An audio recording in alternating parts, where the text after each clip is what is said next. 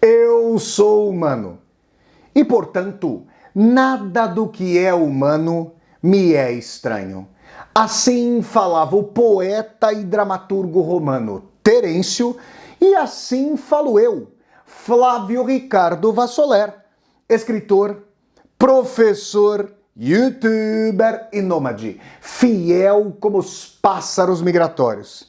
E hoje, em mais uma resenha de livro aqui do meu canal do YouTube, Flávio Ricardo Vassoler, eu trago para vocês uma discussão sobre uma das mais importantes obras da fortuna crítica do escritor russo Fyodor Dostoiévski, que agora, em novembro de 2021, completa 200 anos de nascimento. Problemas da Poética de Dostoiévski, livro de 1929, que contou com a autoria do grande crítico literário russo e filósofo da linguagem Mikhail Bakhtin. Quero dizer a vocês, pessoal, que com a resenha sobre Problemas da Poética de Dostoiévski está aberto este mês de novembro de 2021 como uma grande homenagem ao bicentenário de nascimento de Dostoiévski. Ao longo desse mês de novembro de 2021, eu trarei para vocês aulas ao vivo sobre Dostoiévski, resenhas de livros sobre Dostoiévski, resenhas de filmes que se inspiraram nas obras de Dostoiévski, leituras sobre Dostoiévski ou de trechos de obras de Dostoiévski. Só não poderei, neste mês de novembro de 2021, estar na Rossiyskaya Federacja, mais especificamente em Moskva, ou seja, na Rússia e em Moscou. Por quê? Porque devido à pandemia, houve ali questões burocráticas relacionadas neste momento, a impossibilidade de ir até a Rússia, mas assim que for possível, estarei na Rússia para mostrar a vocês a cidade natal de Dostoiévski, Moscou, e a cidade que efetivamente o consagrou para o mundo da literatura, para o mundo do pensamento, da filosofia, da psicologia, do pensamento espiritual, São Petersburgo. Bom, então vamos lá, gente. Problemas da Poética de Dostoiévski, de Mikhail Bakhtin, livro de 1929. Quero dizer a vocês que essa obra seminal, ela representa um verdadeiro divisor de águas na fortuna crítica de Dostoiévski. Por quê? Porque é possível dizer que até Mikhail Bakhtin, os estudiosos e as estudiosas da obra de Dostoiévski como que isolavam determinada vertente ideológica, determinada voz dessa ou daquela personagem para dizer: Dostoiévski é um nacionalista, Dostoiévski é um internacionalista, Dostoiévski é um conservador ou mesmo um reacionário, Dostoiévski é um socialista, um anarquista, um revolucionário. Dostoiévski é espiritualista, cristão, protestante, cristão ortodoxo, católico, espírita. Dostoiévski é ateu, nihilista. Essas vozes que compõem um panorama sumamente polifônico, já estou usando o termo bakhtiniano, e eu, como estudioso da obra de Dostoiévski, diria até dialético, essas várias questões, esses vários pontos de vista, essas várias tomadas de posição que compõem a obra de Dostoiévski, ao invés de serem correlacionadas num todo poético, num plano de constituição estética, numa arquitetura estética, como problemas da poética de Dostoiévski, tal como diz o Mikhail Bakhtin, essas vertentes, essas visões eram como que isoladas e, a depender da tomada de posição ideológica desse ou daquele crítico ou crítica, a obra de Dostoiévski poderia defender uma determinada vertente em detrimento de outras. Só que o que não se explicava até Bakhtin era como é possível, então, que as mais diferentes vertentes e as mais contraditórias e até mesmo paradoxais vertentes tenham advogado a obra de Dostoiévski para sua própria causa. Aliás, eu cito nesse sentido um caso bastante importante que eu já mencionei quando fiz aqui no meu canal do YouTube a resenha sobre os 5 volumes da biografia que o crítico literário estadunidense Joseph Frank escreveu sobre a vida, a obra, o contexto literário, político, filosófico, social em que Dostoiévski viveu, né? Quando Dostoiévski morreu, em janeiro de 1881, representantes dos mais diversos espectros políticos estavam em seu velório. Então imaginem vocês que à direita do caixão estavam representantes da Igreja Ortodoxa, partidários do czarismo, liberais econômicos, e à esquerda do caixão de Dostoiévski estavam socialistas, anarquistas, comunistas, nihilistas. Vocês percebem essa multiplicidade? Como é possível apreender, para além do caos, uma dimensão de constituição de uma arquitetura poética, de um plano autoral, de uma totalidade na obra de Dostoiévski que pudesse dar vazão à articulação dessas diversas vozes em litígio, em conversa, mas também em litígio.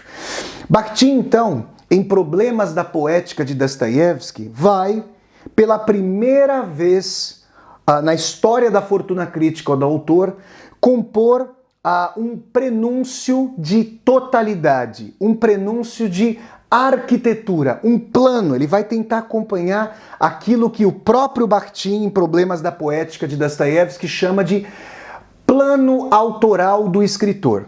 E é aí que Bakhtin vai dizer, vejam vocês, que o tijolo do Kremlin de Dostoiévski, ou seja, o tijolo da muralha dostoiévskiana, da fortaleza dostoiévskiana, a célula da parede dostoiévskiana, é aquilo que Bakhtin vai chamar de dialogia.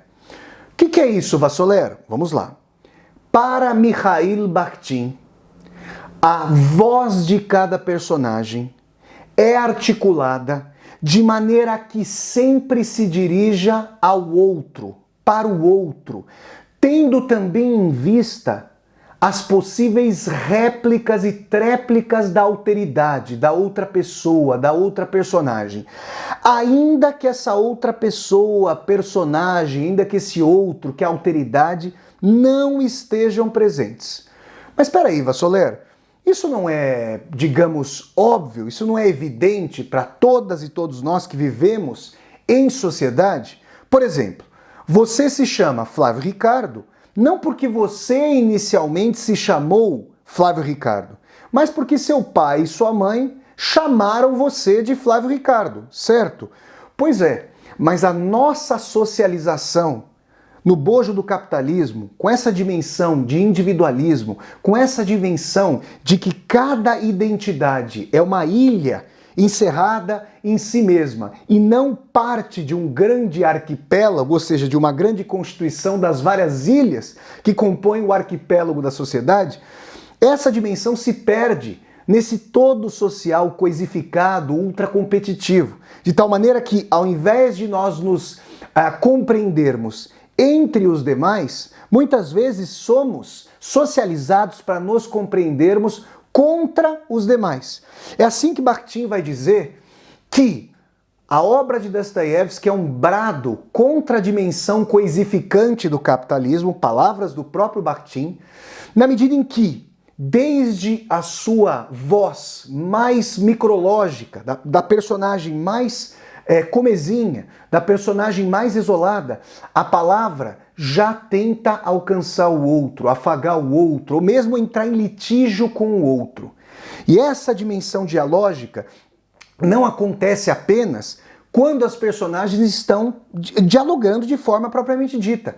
Cada palavra, ela faz com que a consciência do outro me transpasse. Então as personagens de Dostoiévski como que se veem em raio-x, como que são transpassadas pelo olhar do outro, pela intenção do outro, pela presença do outro, mesmo que espectral, mesmo que não posta. Nós podemos nos lembrar, por exemplo, da novela Memórias do Subsolo, em que a personagem não nomeada, o homem do subsolo, fala a cada momento pressupondo leitores de seu escrito. Pressupondo esses leitores em termos dos seus possíveis julgamentos, de suas possíveis apreensões, desancando esses leitores e leitoras pressupostos e também se sentindo, o homem do subsolo, desancado por essas presenças espectrais. Isso, para Bakhtin, a dimensão dialógica, a dimensão de alteridade, a dimensão de consciências que formam não prédios fechados em si mesmos, mas uma nuvem de reciprocidade, algo como o esfumato, né? A imagem do esfumato, da técnica nebulosa de Leonardo da Vinci. Isso, se nós observarmos agora, mais distanciadamente, a arquitetura poética de Dostoiévski, né? Se nós dermos 10 passos para trás, para olharmos para o Kremlin, não estando muito próximos da parede, mas mais distantes da muralha, nós percebemos que do tijolo da dialogia, nós chegamos à muralha da polifonia. Como assim, Flávio? Vamos lá. Poli, o prefixo poli, várias. Fonia vem de vozes.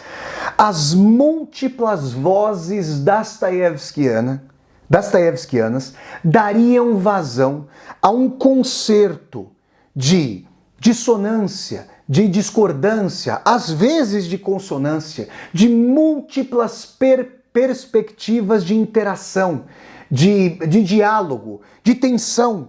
Assim, o universo de Dostoiévski envolveria vários pontos de articulação, de vozes, de tomadas de posição, de perspectivas, de pontos de vista, tentando abarcar um universo ideológico, afetivo de toda uma época.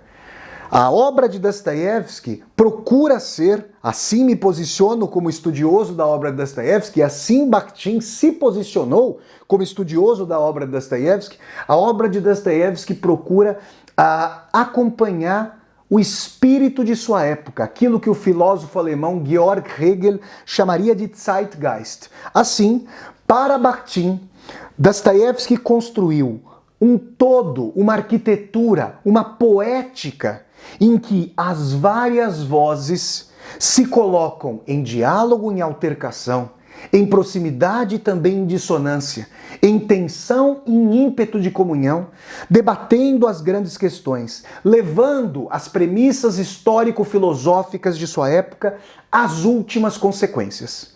Vassoler, como é que Problemas da Poética de Dostoiévski, de Mikhail Bakhtin, obra publicada pela primeira vez em 1929, em meio já à ditadura stalinista, né? O Stalin ele se tornaria todo poderoso, na verdade, do início da década de 30 adiante. Mas as perseguições já estavam se mostrando encarniçadas já no fim da década de 20. Como é que essa obra foi recebida ali na União Soviética, sob o punho já de Joseph Stalin, esse ditador soviético? Ela foi recebida com muito celeuma, com muitas polêmicas. Por quê? Vejam só. Bakhtin chegou a imaginar que Dostoiévski construíra com essa dialogia que tende ao concerto polifônico, uma imagem, vejam vocês, uma imagem de uma catedral em que justos e pecadores, bons e maus, redentores e decaídos conviveriam numa mesma seara, num mesmo cosmos, num mesmo universo. E aí vocês poderiam perguntar, mas Vassoler, será que Bakhtin imaginou que as próprias personagens de Dostoiévski poderiam, no limite, discordar do autor, ou seja, do próprio Dostoiévski, querendo romper as paredes dessa catedral e fugir do plano do autor? Porque vejam, se a personagem tem a possibilidade de discordar das demais, por que ela não teria a possibilidade de discordar do autor e, ao mesmo tempo, se determinar a partir de seus próprios valores? Ou seja, saindo dessa dimensão de plano integral, de arquitetura da obra que é feita pelo autor do começo até o fim. Como é que poderia haver uma verdadeira dialogia, uma verdadeira alteridade, uma verdadeira existência em si e por si mesma para as personagens, se Dostoiévski controlasse as personagens como um marionetista, como mestre das marionetes que puxa os fios? Na verdade, essa independência, então, fala o próprio Bakhtin, seria fictícia, seria porosa, porque Dostoiévski daria uma certa corda para a personagem caminhar, mas depois puxaria os fios. A questão é que Dostoiévski criou um cosmos polifônico, um universo polifônico em que, de fato, há a possibilidade de essas personagens discordarem do autor e como que ter quase uma força centrífuga para estilhaçar esse universo coeso da catedral. Bakhtin chegou a sugerir que essa catedral seria uma imagem de um Deus vinculado ali à dimensão da ortodoxia cristã, do cristianismo ortodoxo, de um Deus que poderia agrupar justos e injustos, redentores e pecadores num mesmo universo. Imaginem vocês num estado ali soviético e mais stalinista, com perseguição aos religiosos, a dimensão, primeiro, de que haveria laivos religiosos em Dostoiévski e numa obra importante para a fortuna crítica de Dostoiévski. E mais, se as personagens de Dostoiévski vêm à tona com a possibilidade sumamente democrática de colocarem seus pontos de vista, no limite, estilhaçando o plano autoral total que Dostoiévski havia concebido, isso não daria vazão para que os leitores e leitoras de Problemas da Poética de Dostoiévski pensassem sobre a situação da União Soviética, que, desde Lenin, chegando a Stalin, foi transformando os soviets, os conselhos de fábrica, em figura meramente alegórica, sem poder político e econômico de fato? Esses conselhos democráticos que ficaram subordinados às Forças Armadas, à burocracia do NKVD, à polícia política e, sobretudo, ao Partido Comunista, em cuja cúpula se tomavam todas as decisões do país, isso não trazia uma crítica política velada, subreptícia à ditadura, não do proletariado que não estava no poder, mas sim do Partido Comunista, ou mais, da burocracia do Politburo do Partido Comunista? Pois é, assim foi interpretada a crítica social, política, filosófica, lancinante de Problemas da Poética de Dostoiévski. E para vocês terem uma ideia, o livro só voltaria a ser publicado, só teria uma segunda edição em 1963, 10 anos depois da morte de Stalin e anos depois do 20º Congresso do Partido Comunista, quando o sucessor de Joseph Stalin, à frente da União Soviética, o secretário-geral do Partido Comunista, Nikita Khrushchev, denunciou os crimes do período stalinista. Vocês percebem, não? Então, Problemas da Poética de Dostoiévski é uma obra plural, é uma obra polissêmica, é uma obra ambiciosa, ousada, um verdadeiro divisor de águas, como eu disse a vocês, para a fortuna crítica de Dostoiévski. E aqui, nesses minutos finais da resenha, eu quero encaminhar para vocês algumas perguntas que Bakhtin aventou, mas para as quais não encontrou respostas. Vejam vocês. Uma delas já foi até apontada de forma germinal por mim. Vejam só. Se Dostoiévski criou um universo dando alteridade, liberdade para suas personagens, como é possível que a dimensão de plano autoral, de totalidade, e aí a gente pensa em totalidade, já vem a nossa dimensão, um prisma de totalidade fechada, como é que a dimensão de totalidade, digamos, fechada, inteira, pode se correlacionar com a dimensão de uma personagem que tem liberdade, que pode questionar o autor e estilhaçar o plano do autor? Bakhtin tentou responder a essas questões, mas com muita honestidade intelectual, no início de Problemas da Poética de Dostoiévski, afirmou o seguinte: não tenho ainda a resposta para a questão complexa de entender como funcionaria o romance polifônico integral, como totalidade. Por quê? Porque a imagem de uma catedral, que era a imagem, a alegoria, o símbolo que Bakhtin encontrara para o universo polifônico de Dostoiévski, pressupõe paredes, delimitações, pressupõe o afugentamento da contradição. E essa contradição estava ali encravada no pé de Bakhtin, ou, digamos, estilhaçando a parede de sua catedral, do sistema de sua polifonia, e Bakhtin não encontrara uma resposta. Como é possível que plano autoral, instância do autor, de organização da obra, a espinha dorsal de uma obra, categoria com a qual Bakhtin trabalhou, pudesse conviver com a dimensão de uma voz que é colocada por parte da personagem para o outro, com o outro tendo liberdade, tendo relativa autonomia para discordar da personagem com quem está conversando e, no limite, do próprio autor, do próprio Dostoiévski. Essa questão, pessoal, digo agora como estudioso da obra de Dostoiévski, foi acompanhando a fortuna crítica e, a meu ver, como estudioso da obra de Dostoiévski, não foi satisfatoriamente respondida.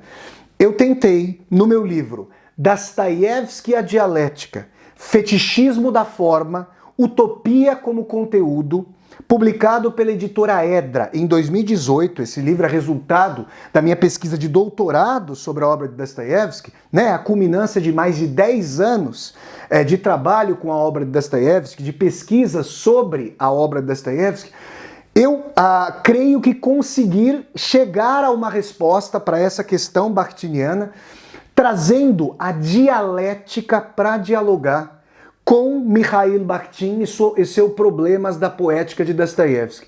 Vassoler, se Bakhtin estava ali falando sobre a dialogia, se chegou a aspectos do movimento da contradição, por que Bakhtin não pôde, ali, em fins da década de 1930, dialogar com a dialética hegeliana ou com a dialética de Karl Marx, a dialética marxista, para colocar a sua dimensão dialógica e polifônica justamente em conversa com essas perspectivas dialéticas que trazem a contradição para o seu movimento, para o seu sistema? Ora, pessoal, justamente porque não havia liberdade de expressão. Não havia liberdade acadêmica, não havia a possibilidade de Bakhtin fazer as necessárias críticas que pudesse haver à dialética marxista. Ele até fez um diálogo com Hegel, com a dialética hegeliana, só que ele precisava articular, crítico materialista que era, uma relação com a dialética de Marx, e esse método era apoderado pelo partido e seus censores e seus quadros dentro das universidades. De modo que Bakhtin precisou do devir histórico, ele precisou mais do Ocidente, que não estava ali sob o jugo do Partido Comunista Soviético, para que os estudos continuassem, para que fosse feita, digamos, uma análise devida de sua tomada de posição polifônica. É assim, pessoal, que, como estudioso da obra de Dostoiévski, por meio aqui do meu canal do YouTube, por meio dos cursos pelo Zoom que eu venho ministrando sobre a obra de Dostoiévski, desde fins do ano passado, de 2020, eu quero recomendar a todas e a todos vocês a leitura crítica, a leitura aprofundada de Problemas da Poética de Dostoiévski, para que vocês compreendam sobre que bases Dostoiévski escreveu, como articulava esteticamente a sua obra, com que autores e autoras discutia, no sentido não só filosófico, histórico, sociológico, político, religioso, mas também no sentido da apercepção de sua construção estética, de sua arquitetura. Para Bakhtin, o fenômeno de Dostoiévski é uma grande revolução na história da arte, na história da literatura. Dostoiévski criou um gênero próprio, o romance polifônico. Bakhtin não conseguiu completar essa dimensão, mas, ainda assim, trouxe à tona insights e análises brilhantes para que nós compreendamos os problemas da poética de Fyodor Mikhailovich Dostoiévski. Essa foi então, pessoal, a resenha sobre essa obra seminal, fundamental, inescapável para todas e todos aqueles que queiram compreender com mais profundidade a obra de Dostoiévski. Problemas da Poética de Dostoiévski, do crítico literário russo e filósofo da linguagem, Mikhail Mikhailovich Bakhtin. Se vocês gostaram demais essa resenha de livro aqui do meu canal do YouTube, deem um like no vídeo, curtam o vídeo, disseminem esse vídeo pelas redes sociais, para que nós possamos chegar cada vez mais e mais pessoas. Se você está chegando ao meu canal pela primeira vez, seja muito bem-vindo e bem-vindo. Eu peço que você se inscreva aqui no meu canal, toque a sinetinha para poder receber as notificações e deixe aqui embaixo do vídeo o seu comentário para que nós possamos conversar. E mais, aqui embaixo desse vídeo você vai encontrar uma tecla chamada Seja Membro. Se você gosta das atividades aqui do meu canal do YouTube, considere a possibilidade de, ao clicar na tecla Seja Membro, se tornar um membro ou uma membro humanista aqui do meu canal para apoiar, segundo sua situação financeira, este meu projeto de universidade aberta no YouTube. Então é isso, pessoal. Eu sempre deixo o convite para vocês assistirem as resenhas de livros aqui do meu canal do YouTube, que acontecem todas as terças-feiras, às 8 horas da noite, horário de Brasília, no Brasil. Então, até a próxima resenha de livro, pessoal. Saudações bakhtinianas, saudações dostoiévskianas e tchau, tchau!